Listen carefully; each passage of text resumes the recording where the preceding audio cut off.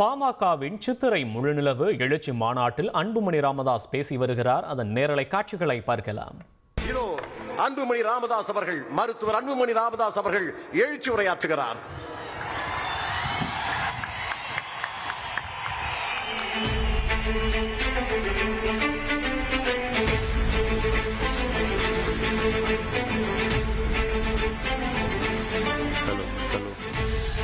Hello. இது வங்கக்கடலா அல்ல சிங்கக்கடலா?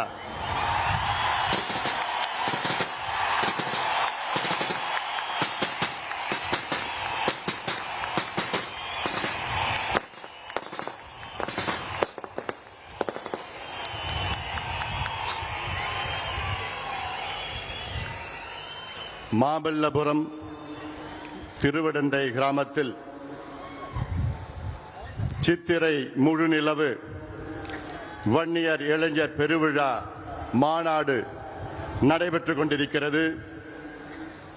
இந்த மாநாட்டிற்கு வருகை தந்து இறுதியாக எழுச்சி உரை ஆற்ற இருக்கின்ற உலகில் வாழ்கின்ற 2.5 கோடி வன்னியர்களுக்கு விடிவெள்ளி நம்முடைய சமூக நீதி காவலர், மக்கள் காவலர், மரியாதைக்குரிய மருத்துவர் ஐயா அவர்களே, எனக்கு முன்பு பேசிய மாநில வன்னியர் சங்கத்தின் தலைவர் பூத்தா அருள்மொழி அவர்களே, கட்சியின் கௌரவ தலைவர் திரு ஜி.கே. மணி அவர்களே, இந்த மாநாட்டு திடலை மிக சிறப்பாக வடிவம் அமைத்து கொடுத்த முன்னாள் மத்திய ரயில்வே துறை இணை அமைச்சர் ஏ.கே. மூர்த்தி அவர்களும், இந்த மாநாட்டில் நம்ம எல்லோரும் அன்போடு வரவேற்ற மாநில வன்னியர் சங்கத்தின் செயலாளர், முன்னாள் சட்டமன்ற உறுப்பினர், இரவு பகலும் இங்கே தங்கி அழகுமிக்க இந்த திடலை நமக்கு கொடுத்த திருக்கச்சூர் ஆறுமுகம் அவர்களே, கார்த்திக் அவர்களே, வைத்தி அவர்களே, தங்க ஐயாசாமி அவர்களே, ஆந்திராவிலிருந்து இங்கே இந்த மாநாட்டிற்கு வருகை தந்திருக்கின்ற நம்முடைய சொந்தம் ஆந்திரா சுரங்கத்துறை அமைச்சர் மரியாதைக்குரிய மாண்புமிகு திரு கொல்லூர் ரவீந்திரா அவர்களே, தம்பி ராஜன் அவர்களே, கர்நாடகாவிலிருந்து வருகை தந்திருக்கின்ற முன்னாள் மேயர் மரியாதைக்குரிய திரு பி.ஆர். ரமேஷ் அவர்களே, முன்னாள் சட்டமன்ற உறுப்பினர் மரியாதைக்குரிய நரேந்திர பாபு அவர்களே, மரியாதைக்குரிய ஷடி விஜயகுமார் திகழர் அவர்களே, மரியாதைக்குரிய என் கிருஷ்ண மைசூர் சம்புகுல சத்திரிய சங்கத்தை சார்ந்தவர்களே, சிங்கமகளூர் ரவிக்குமார் அவர்களே, வாசு கர்நாடகா வன்னியகுல சத்திரிய சங்கத்தின் வாசு அவர்களே, மலேசியாவிலிருந்து வருகை தந்திருக்கின்ற குள்ளப்பன் மணியன் கவுண்டர் அவர்களே, லண்டனில் இருந்து வருகை தந்திருக்கின்ற பாப்பா வெற்றி அவர்கள், சாமுசாவன் மாநில தலைவர் முனைவர் சிவபிரகாசம் அவர்கள் மற்றும் நேரமின்மை காரணத்தால் மேடையில் இருக்கின்ற அனைத்து சொந்தங்களே, எங்களுடைய அன்னை மேடையில் இருக்கின்றார்கள். இங்கே எழுச்சியோடு, வீரத்தோடு, நம்பிக்கையோடு வருகை தந்திருக்கின்ற என் தம்பிகளே, என் தங்கைகளே, என் அண்ணன்மார்களே, என் அக்காமார்களே, தாய்மார்களே, என் உயிரினு மேலான அன்பு சொந்தக்காரர்களே, உங்கள் அனைவருக்கும் இந்த அன்புமணி ராமதாஸின் பணிவான வணக்கங்கள். உங்களை அனைவரையும் நானும் ஒரு முறை அன்போடு வரவேற்கின்றேன். இரு கரங்களை கூப்பி உங்களை வணங்கி நான் வரவேற்கின்றேன்.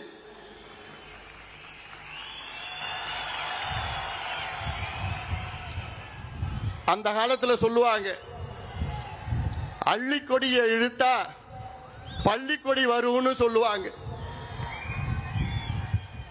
தமிழ்நாட்டில் தனிப்பெரும் சமுதாயம் வன்னியர் சமுதாயம். The single largest community in Tamil Nadu வன்னியர்கள். அப்படிப்பட்ட நம் சொந்தங்கள் இன்று மாமல்லபுரத்தில் சித்திரை முழுநிலவு இங்கே அந்த நேரத்திலே இங்கே சந்திக்கின்றோம். இது ஏதோ ஒரு சமுதாய சந்திப்போ ஜாதி சந்திப்போ கிடையாது. இது நம்முடைய குடும்ப சந்திப்பு. வேற யாருக்கும் இப்படி அமையாது. இங்கே வந்திருப்பவர்கள் எல்லாம் என்னுடைய தொப்புள் குடி உறவுகள், என் சொந்தங்கள். இங்கே ஏதோ வந்தமா போனமா கிடையாது. இந்த சந்திப்பில் வரலாறு இருக்கிறது. இது சாதாரண சந்திப்பு கிடையாது. இதற்கு முன்பு இதே மண்ணிலே ஆயிரம் ஆண்டுகள் நம் சொந்தங்கள் இதே மண்ணிலே சித்திரை முழுநிலவு நேரத்திலே அந்த மணல் கடற்கரையிலே சோறு எடுத்துக்கொண்டு அங்கே சந்தித்தார்கள். ஆயிரம் ஆண்டுகள் நம்முடைய பாரம்பரியம் இது. அந்த பாரம்பரியத்தை பின்பற்றி தான் இங்கே நாம் சந்திக்கின்றோம். ஏதோ அரசியல் கூட்டம் கிடையாது. இது நம்முடைய வரலாறு. இந்த சந்திப்பில் எனக்கு இவ்வளோ எழுச்சியாக நடைபெறுகின்ற இந்த மாநாடு, தமிழ்நாட்டின் வரலாற்றில் இப்படி ஒரு மாநாடு யாரும் நடத்தியது கிடையாது என்று அவ்வளோ செய்திகள் என்று எனக்கு வந்து கொண்டிருக்கின்றன. ஆனால் இந்த நேரத்திலே எனக்கு மிகப்பெரிய ஒரு வருத்தம், என்னுடைய அண்ணன் காடுவெட்டியார் மாவீரன் இந்த மாநாட்டிலே இல்லை என்று.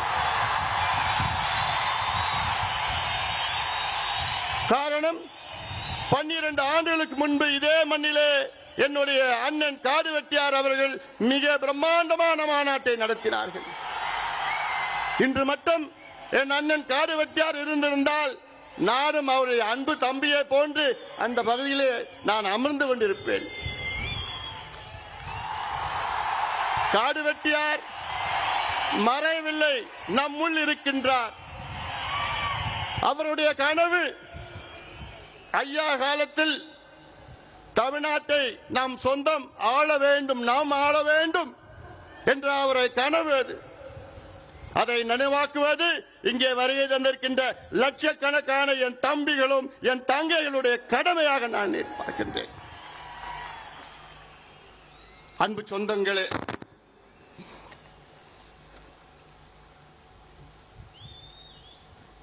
அந்த காலத்தில் நான் சொன்னது போன்று இந்த விழாவின் பேர் இந்திர விழா, வசந்த விழா. அப்படித்தான் இந்த விழா இங்கே நடைபெற்றுக் கொண்டிருக்கிறது. தமிழ்நாடு மட்டுமல்ல, கர்நாடகா, ஆந்திரா, ஏன் மலேசியா, சிங்கப்பூரிலிருந்து வருகின்றிருக்கின்றார்கள் நம் சொந்தங்கள் எல்லாம். இன்று உலகத்தில் நம் சொந்தங்கள் 140 நாடுகளில் இருக்கின்றார்கள். நீங்கள் எல்லோரும் இந்த காட்சிகளெல்லாம் பார்த்திருப்பீர்கள். அதை பற்றி நான் அதிக பேச போவது கிடையாது. இனி நாம் என்ன செய்ய வேண்டும் என்று பேச இருக்கின்றேன். மாலையில் 4 மணியிலிருந்து நாம் பார்த்தோம். எத்தனையோ படங்களை பார்த்தோம், காட்சிகளை பார்த்தோம், நடனம் பார்த்தோம், ஒளிப்படங்களை பார்த்தோம். அதில் இன்றைய நம் இளைஞர்களுக்கு நம்முடைய பாரம்பரியம், நம்முடைய வரலாறு தெரியவில்லை. நெருப்பில் வந்தவர்கள் நாம். நமக்கு மட்டும்தான் ஒரு புராணம் இருக்கிறது. இந்தியாவிலே நம் சமுதாயத்துக்கு மட்டும்தான் ஒரு புராணம் இருக்கிறது, வேறு எந்த சமுதாயத்தும் கிடையாது. காரணம், நாம் பண்ணிக்குள்ள சத்திரியர்கள் தான். அதே போன்று இந்த மண்ணை ஆண்டவர்கள், நம் குலத்தில் பிறந்த மன்னர்கள், ஜமீன்தார்கள், அது மட்டுமில்ல வள்ளல்கள், போராளிகள், தியாகிகள், அத்தனை பேரும் நீங்கள் பார்த்திருக்கிறீர்கள். உங்களுக்கு அதை சொல்வதெல்லாம் இங்கே இருக்கின்ற இளைஞர்களுக்கு ஒரு விழிப்புணர்வு ஏற்படுத்த வேண்டும் என்ற நோக்கத்திலே தான். சுதந்திரத்திற்கு முன்பு நினைத்து பாருங்கள், எத்தனை பேருக்கு தெரியும் நாகப்ப படையாட்சி? தென்னாப்பிரிக்காவிலே காந்தி அவர்கள் தொடங்கிய சத்தியாகிரக போராட்டத்தில் உயிர் நீத்த முதல் தியாகி. இந்திய விடுதலை சத்தியாகிரக போராட்டம் அடித்தளம். இந்திய விடுதலை போரிலே, அந்த சத்தியாகிரக போராட்டத்திலே தென்னாப்பிரிக்காவிலே உயிர் நீத்த முதல் தியாகி மயிலாடுதுறை சார்ந்த நாகப்பன் படையாட்சி. இது எவ்வளவு பெருமை, இது எவ்வளவு பெரிய வரலாறு. இது யாருக்காவது தெரியுமா? இல்ல.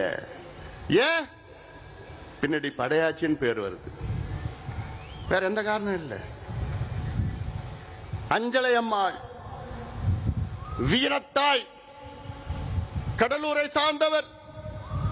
காந்தி அவர்கள் அவர்களை பார்க்க நேரில் வந்தவர். அது மட்டுமல்ல, காந்தி அவர்கள் பார்க்க வேண்டும் என்று மருதான் இந்த குதிரையிலே அங்கே காந்தி அவர்களை சந்தித்தார் அஞ்சலை அம்மாள். அவரும் இன்னைக்கு இந்திய அளவிலே சுதந்திர போராட்ட வீரர் என்று வந்திருக்க வேண்டும். ஏன் வரல? ஏன்? இந்த ரத்தத்தில் பிறந்துட்டாங்க. அதான், வேற எந்த காரணம் இல்லை. ஏன்? நம்முடைய ஐயா ஆணைமுத்து படையாட்சி, ஐயா ஆணைமுத்து தந்தை பெரியார் அவருடைய உண்மையான வாரிசு. அவர் இன்னைக்கு யார் யாரோ வாரிசுன்னு சொல்லிட்டு இருக்கிறாங்க. ஐயா ஆணைமுத்து அவர்கள் அந்த காலத்தில் வட இந்தியாவில் நினைச்சு பாருங்க, இங்க இருந்து நம் சொந்தக்காரர் வட இந்தியாவில் போயிட்டு பீகார், உத்தரப்பிரதேஷ், மத்திய பிரதேஷ், ஹரியானா, ராஜஸ்தான்ல அங்கே அவ்வளவு விழிப்புணர்வு போராட்டங்கள் நடத்தி மண்டல் கமிஷனை வர வைத்தவர் ஐயா ஆணைமுத்து அவர்கள். மண்டல் கமிஷன் அவர் வர வைக்கலன்னா இன்னைக்கு இந்தியாவில் ஓபிசி இடஒதுக்கீடு கிடையாதுயா. இதுல எனக்கு ஒரு பெருமை இருக்கிறது. இந்தியாவிலே ஓபிசி இடஒதுக்கீடு இதை பெற்று தந்தது 2 சத்திரியர்கள். ஒன்று ஐயா ஆணைமுத்து அவர்கள் மண்டல் கமிஷனையே கொண்டு வந்தது. அடுத்தது நம்முடைய இனமான காவலர், சமூக நீதி போராளி மருத்துவர் ஐயா அவர்கள். ஐயா அவர்கள் இல்லை என்றால் இன்று இந்திய அளவிலே ஓபிசிக்கு கல்வியில 27 விழுக்காடு இன்று வரைக்கும் வந்திருக்காது. அந்த ஐக்கிய முற்போக்கு அரசிலே அந்த கூட்டத்தில் ஐயா அவர்கள் கலந்து கொண்டு சோனியா அம்மையாரை பார்த்து, நீங்கள் இடஒதுக்கீடு கொண்டு வருவீர்களா இல்லையா? இல்லை, நாங்கள் இந்த கூட்டணியை விட்டு வெளியேறுகிறோம் என்று ஆவேசமாக பேசினார்கள். சோனியா காந்தி அம்மையார் அவர்கள் ஐயாவை பார்த்து, டாக்டர் கூல் டவுன் பண்ணுங்க, அமைதியா நம்ம பேசிக்கலாம்.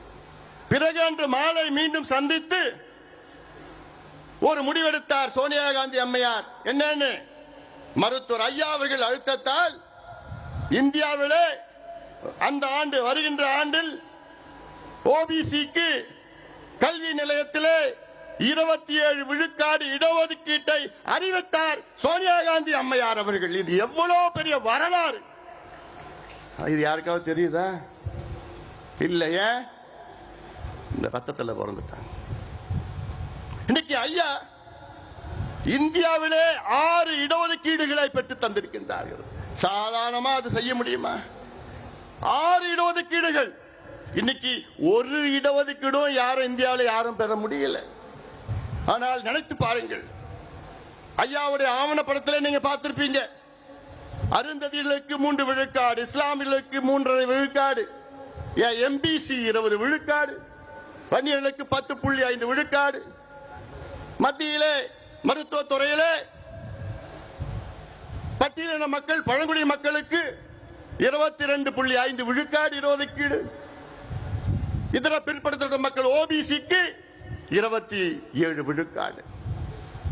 இதுதான் வரலாறு. ஆனால் அந்த அளவுக்கு ஐயாவுக்கு அங்கீகாரம் இருக்கிறதா, கிடைத்திருக்கிறதா? இல்லை. ஏன்?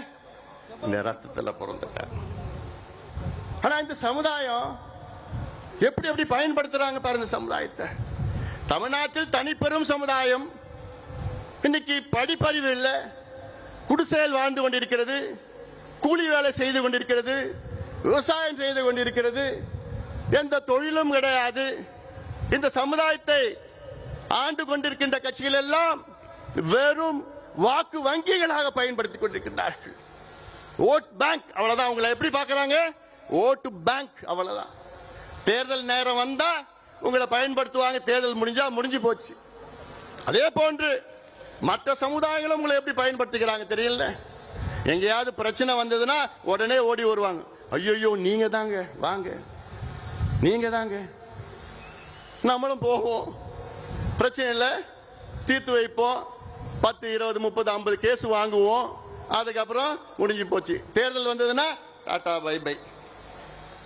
இதான் நம்முடைய காலகாலமா நடந்துட்டு இருக்கிறது இல்லை. அதனால இன்றைக்கு இந்த கூட்டம், நாம் கூடிய கூட்டம், நம்முடைய உரிமைகளுக்காக நாம் இங்கே கூடியிருக்கின்றோம். எங்களுக்கு படிப்பு வேண்டும், எங்களுக்கு வேலை வேண்டும், எங்களுக்கு வாழ்வாதாரம் வேண்டும், நாங்கள் சுயமரியாதையோடு வாழ வேண்டும். அந்த நோக்கத்திற்காகத்தான் இங்கே லட்சக்கணக்கான என் சொந்தங்கள் இங்கே கூடியிருக்கின்றோம். ஏதோ சும்மா இங்க வந்தோமா கூட்டமா இந்த தேர்தலுக்காகவோ கூட்டணிக்காகவோ அரசியலுக்காக நம்ம கூடல. இங்க நாம் உரிமைகளுக்காக நாம் கூடியிருக்கின்றோம். ஐயா அவர்கள் மிக சிரமப்பட்டு, நம்ம பார்த்திருப்பீங்க, இங்க 21 தியாகிகள், 21 மட்டும் 27 தியாகிகள், அதில் ஒரே நாளிலே 21 தியாகிகள் காவல்துறையினர் சுட்டார்கள். அதன் பிறகு ஐயா அவர்கள் நமக்கு வாங்கி தந்தது 20 விழுக்காடு எம்பிசி என்ற இடஒதுக்கீடு. அந்த இடஒதுக்கீடு வந்து கிட்டத்தட்ட 35 ஆண்டுகள் ஆகின்றன, 36 ஆண்டுகள் ஆகிறது இடஒதுக்கீடு வந்து. ஆனால் 36 ஆண்டுகள் ஆகியும் இன்று நமக்கு சரியான முறையிலே வேலை வாய்ப்பு இல்லை, நமக்கு சரியான முறையிலே கல்வி கிடைக்கவில்லை. அதனால்தான் ஐயா அவர்கள் மீண்டும் போராடி, கடந்த ஆட்சியாளரிடம் மன்றாடி போராடி அழுத்தம் கொடுத்து வன்னியர்களுக்கு 10.5 விழுக்காடு இடஒதுக்கீடு பெற்று தந்தார்கள். ஆனால் அதையும் சூழ்ச்சியாளர்கள் அதை கெடுத்து நீதிமன்றத்துக்கு சென்று நமக்கு எதிரான ஒரு தீர்ப்பு வந்தது. பிறகு உச்சநீதிமன்றத்திற்கு சென்றோம். உச்சநீதிமன்றத்திலே தெளிவாக தீர்ப்பு கொடுத்தார்கள். என்னவென்று, தமிழ்நாட்டில் வன்னியர்களுக்கு உள் ஒதுக்கீடு கொடுக்க எந்த தடையும் கிடையாது, அது நீங்கள் தாராளமாக கொடுக்கலாம், தரவுகளை சேகரித்து நியாயப்படுத்திக் கொடுங்கள் என்று உச்சநீதிமன்றம் சொன்னார்கள். சொல்லி எவ்வளவு நாள் ஆகுது தெரியுமா? தீர்ப்பு வந்து எவ்வளவு நாள் ஆகுது தெரியுமா? 1136 நாட்கள். 1136 நாட்கள் தீர்ப்பு வந்து, ஆனால் தமிழக அரசு கொடுப்பதற்கு மனமில்லை, முதலமைச்சருக்கு கொடுப்பதற்கு மனமில்லை. எத்தனையோ முறை முதலமைச்சருக்கு நாங்கள் இப்போ பார்த்தோம், எத்தனையோ முறை சந்தித்தோம். ஆனா முதலமைச்சர் அவர்கள் தொடக்க காலத்தில் நன்றாக எங்களை வரவேற்றார், நிச்சயமாக கொடுப்பேன் என்று நம்பிக்கை கொடுத்தார்கள். ஐயா அவர்கள் முதலமைச்சர் ஸ்டாலின் அவர்களை பல முறை சந்தித்தார். சந்திக்கின்ற பொழுது, ஐயா கவலைப்படாதீங்க, நிச்சயமா நான் தரேன், நான் ஒவ்வொரு முறையும் இப்ப பாக்குறப்போ உறுதியா நான் தரேங்க, நீங்க தைரியமா போங்க. அதுல ஒரு முறை சொன்னார் என்கிட்ட, இந்த சட்டசபை கூட்டத்தொடரிலே கொடுக்கவில்லை என்றால் அடுத்த ஆண்டு கல்வி போயிடும் சொன்னப்போ, ஏன் இதற்காக நான் தனியாக ஒரு ஸ்பெஷல் அசெம்பிளி செஷன் வைக்கிறேன்னு என்கிட்ட முதலமைச்சர் உறுதி கொடுத்தார்கள். இப்படி இவ்வளவு காலமாக பார்த்தோம், கடிதம் எழுதினார் ஐயா, எல்லாம் பண்ணோம். ஆனால் திடீரென்று முதலமைச்சர் அவர் மனசை மாத்திக்கிட்டார். ஏன் மாத்தினார் இன்னைக்கு வரைக்கும் தெரியல. 2 ஆண்டு காலம் எங்களுக்கு உறுதியளித்த முதலமைச்சர் இறுதியாக எங்களால் கொடுக்க முடியாது, கணக்கெடுப்பு நடத்தாமல் வன்னியர்களுக்கு இடஒதுக்கீடு கொடுக்க முடியாது, அந்த கணக்கெடுப்பு மத்திய அரசு தான் எடுக்க வேண்டும் என்று ஒரு பொய்யான செய்தியை மீண்டும் மீண்டும் முதலமைச்சர் சட்டமன்றத்திலும் வெளியிலும் பேசிக் கொண்டிருக்கின்றார். எவ்வளவு பெரிய துரோகம் இது! இந்த சமுதாயத்திற்கு நிகழ்ந்த மிகப்பெரிய துரோகமாக நான் பார்க்கின்றேன். முதலமைச்சர் சொல்வது, தமிழக அரசிற்கு கணக்கெடுப்பு நடத்த அதிகாரம் இல்லையா உங்களுக்கு? பிறகு உங்கள் தந்தை எப்படி எடுத்தார்? கடந்த காலத்திலே எம்ஜிஆர் அவர்கள் எப்படி எடுத்தார்கள்? உங்கள் தந்தையை நிறுவிய சட்டநாதன் கமிஷன் 1969-70 நிறுவிய கமிஷன், அவர்கள் ஒரு பரிந்துரை கொடுத்தார்கள், ஒரு கணக்கெடுப்பு நடத்தி, அந்த கணக்கெடுப்பு அதற்கு அவர்களுக்கு அதிகாரம் இல்லையா?